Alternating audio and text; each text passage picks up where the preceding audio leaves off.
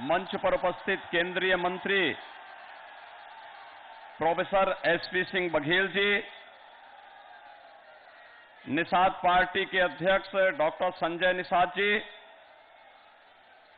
माननीय सांसद श्री बीपी सरोज जी, माननीय सांसद श्रीमती सीमा द्विवेदी जी, भारतीय जनता पार्टी, निषाद पार्टी और अपना दल के सभी प्रत्याशीगण और जौनपुर के सभी उपस्थित भाइयों बहनों, मैं जौनपुर की इस ऐतिहासिक धरती पर देश के यशस्वी प्रधानमंत्री जी का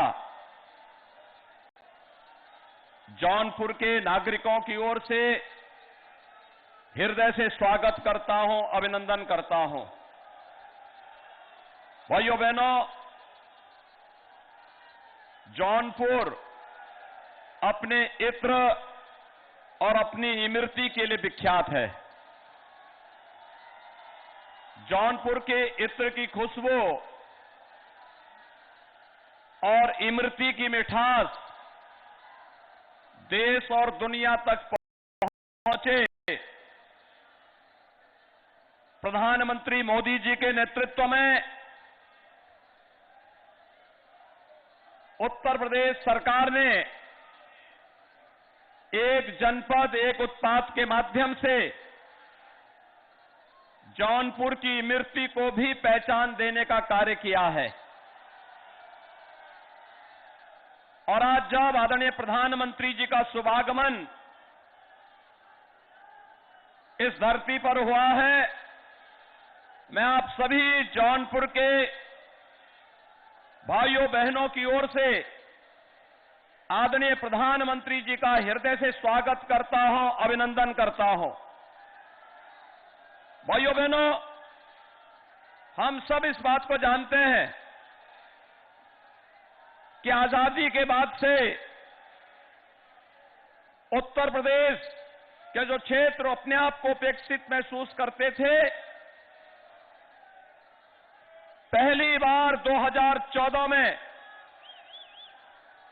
प्रधानमंत्री मोदी जी के नेतृत्व में सरकार गठित होने के बाद भारत सरकार ने उन क्षेत्रों का समग्र विकास करना प्रारंभ किया है। और मैं जौनपुर वासियों को इस बात के लिए हृदय से बधाई देता हूं कि जो आपकी दशकों से मांग थी कि जौनपुर का भी अपना मेडिकल कॉलेज होना चाहिए, इसी सत्र में जौनपुर का मेडिकल कॉलेज भी आदरणीय प्रधानमंत्री जी के कर कमलों से प्रारंभ हो चुका है और उसमें प्रवेश भी पूरे हो चुके हैं। भाइयों बहनों, पिछले दिनों हम लोग आए थे। जौनपुर को 3 राजमार्गों से जोड़ने के एक बड़े कार्यक्रम को आगे बढ़ाने का कार्य हुआ था। और जौनपुर तो वैसे भी विश्व प्रसिद्ध हम सबकी सांस्कृतिक नगरी और आदरणीय प्रधानमंत्री जी का संसदीय क्षेत्र काशी से सटा हुआ जनपद होने के नाते विकास से आखिर कैसे वंचित हो सकता है। विकास के सभी परियोजनाएं न केवल जौनपुर में बल्कि गरीब कल्याणकारी योजनाओं का लाभ भी जौनपुर जनपद वासियों को प्राप्त हुआ है। खासतौर पर कोरोना कालखंड के दौरान 1.5 लाख से अधिक प्रवासी कामगार और श्रमिक इसी जनपद में आए थे और उन सभी प्रवासी कामगार और श्रमिकों को इस जनपद में जिस भावना के साथ, एक संवेदना उनके साथ जोड़ करके उनकी सेवा डबल इंजन की भारतीय जनता पार्टी की सरकार ने उनकी स्किल मैपिंग करवाई गई, उनके रोजगार की व्यवस्था की गई और उन्हें उनके घरों तक सुरक्षित पहुंचाने और उन्हें खाद्यान्न उपलब्ध करवाने का भी कार्य हुआ। मैं आभारी हूं आदरणीय प्रधानमंत्री जी का जिनके प्रयास से, जिनके मार्गदर्शन में नेशनल पोर्टेबिलिटी सिस्टम लागू होने के बाद उत्तर प्रदेश के प्रवासी कामगार और श्रमिकों को देश के अंदर कहीं भी राशन की सुविधा उपलब्ध हो पाई है। और आज यहां का सभी प्रवासी कामगार और श्रमिक और उत्तर प्रदेश के 15 करोड़ लोग डबल इंजन सरकार के कालखंड में उत्तर प्रदेश में महीने में 2 बार करना पड़ा था। ये वही जौनपुर है जिस जौनपुर में उमानाथ सिंह जी बलिदान हुए थे केवल उत्तर प्रदेश की अराजकता और दुर्व्यवस्था को लेकर के। आज तो हम कह सकते हैं जौनपुर में यहां के नागरिकों को 24 घंटे बिजली उपलब्ध है। क्या आपको बिजली उपलब्ध है? क्या 2017 के पहले भी बिजली थी? भाइयों बहनों, आज प्रधानमंत्री मोदी जी ने प्रधानमंत्री सौभाग्य योजना में सबको बिजली, पर्याप्त बिजली के लक्ष्य को भी उत्तर प्रदेश ने प्राप्त किया है।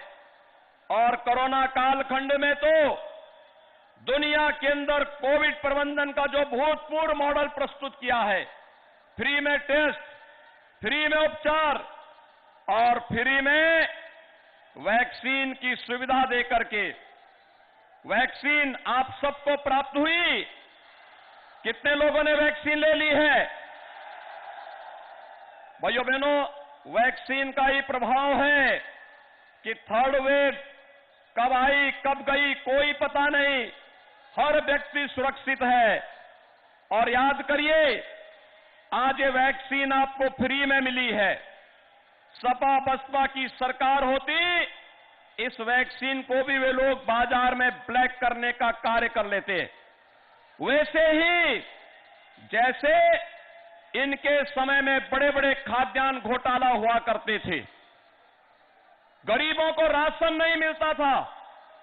आज तो डबल इंजन की सरकार के समय उत्तर प्रदेश में 15 करोड़ लोगों को महीने में 2 बार राशन मिल रहा है और पूरे देश के अंदर 80 करोड़ लोगों को राशन की सुविधा उपलब्ध हो रही है। भाइयों बहनों, चाहे गरीबों को मकान का हो, स्वच्छ भारत मिशन में प्रत्येक गरीब के घर में शौचालय का हो, सौभाग्य योजना में हर गरीब के घर तक बिजली पहुंचाने का हो, या हर गरीब को प्रधानमंत्री उज्ज्वला योजना में रसोई गैस का सिलेंडर उपलब्ध करवाने का कार्य हो, भारतीय जनता पार्टी सरकार की संवेदना को ये प्रदर्शित करता है। लेकिन मैं पूछना चाहता हूं, सपा बसपा कांग्रेस की संवेदना किसके साथ में है? उनकी संवेदना गरीबों के साथ नहीं, किसानों के साथ नहीं, नौजवानों के साथ नहीं, उनकी संवेदना महिलाओं की सुरक्षा के लिए भी नहीं। भाइयों बहनों, उनकी संवेदना आतंकवादियों के लिए है। उनकी संवेदना पेशेवर माफिया और अपराधियों के प्रति है। उनकी संवेदना उन भ्रष्टाचारियों के प्रति है जो भ्रष्टाचारी गरीब का राशन हड़प जाते थे, विकास के कार्यों में डकैती डालने का कार्य करते थे। और इसीलिए उत्तर प्रदेश जैसे राज्य के लिए विकास और बुलडोजर दोनों साथ साथ चलाने की कार्रवाई प्रारंभ हुई है। और उसी कार्रवाई को जोड़ने के लिए आज 7वें चरण के चुनाव प्रचार के क्रम में जौनपुर में आप सभी जौनपुर वासियों के साथ अपना मार्गदर्शन प्रदान करने के लिए आदरणीय प्रधानमंत्री जी का आगमन जौनपुर की इस धरती पर हुआ है। मैं इस अवसर पर जौनपुर में, जौनपुर नगर से भारतीय जनता पार्टी के प्रत्याशी हैं श्री गिरीश चंद यादव, बदलापुर से श्री रमेश चंद मिश्रा, मलहनी से हैं श्री केपी सिंह,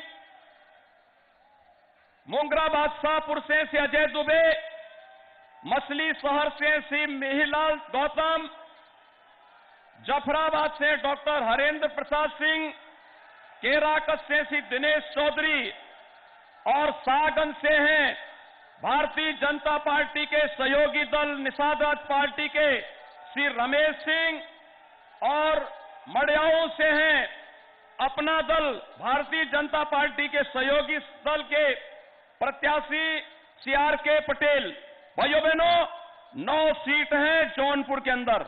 ये 9 की 9 सीटों पर भारतीय जनता पार्टी और सहयोगी दलों को विजयी बनाने के लिए आदरणीय प्रधानमंत्री जी का अपील, अभी मार्गदर्शन हम सबको प्राप्त होगा।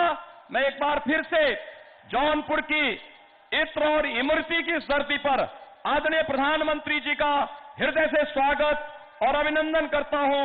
धन्यवाद। जय हिंद, जय जय श्री राम। और आदरणीय प्रधानमंत्री जी को सादर आमंत्रित करता हूं कि आदरणीय प्रधानमंत्री जी अपना मार्गदर्शन प्रदान करने की कृपा करें।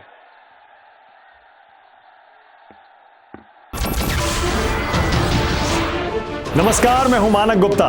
अगर आपको हमारा ये वीडियो पसंद आया हो तो इसे लाइक और शेयर जरूर करें और हां, हमें सब्सक्राइब और फॉलो करना ना भूलें ताकि आप देश और दुनिया की कोई खबर मिस ना करें।